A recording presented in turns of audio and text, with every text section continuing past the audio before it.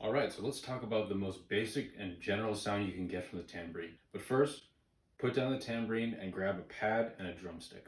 There are several similarities between drumming and tambourine, and it's important that we find these similarities in order to make our practice time much more efficient. So let's start with something that's called the muller or the whip stroke on snare drum.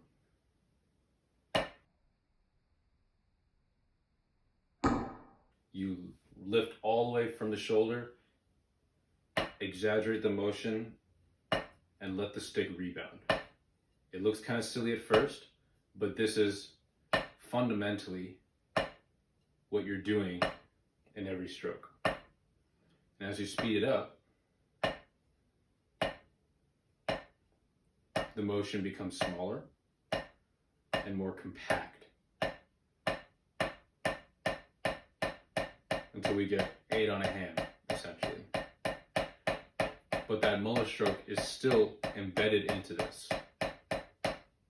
One thing that you should really take notice of is that I'm using my arm, forearm, wrist, and fingers. All of them are working as one unit to create a really relaxed motion in order to get a really relaxed sound. And as I get faster,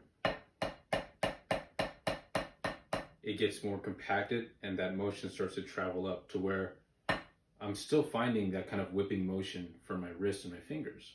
So with that in mind, let's try and apply that to the tambourine. So let's do that slow and fast thing that I just did.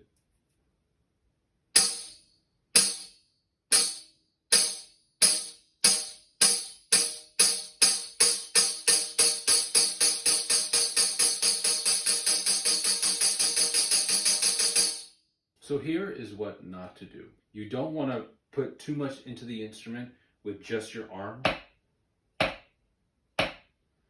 Otherwise you get a really choked sound. If I did that on the tambourine, it would sound like this. And you get a really ugly, kind of loud and abrasive sound. On the other hand, if I tried to be too delicate with it, it would sound like this. And to me, that sounds very wimpy, doesn't sound very confident. On the tambourine, it would sound like this.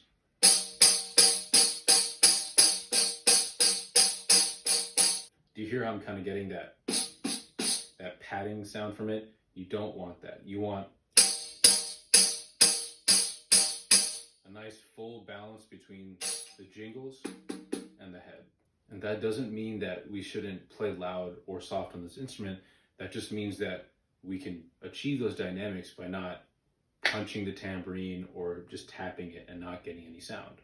So just to review, we talked about the muller or the whip motion and how it's compacted to get the best and fullest sound from the tambourine.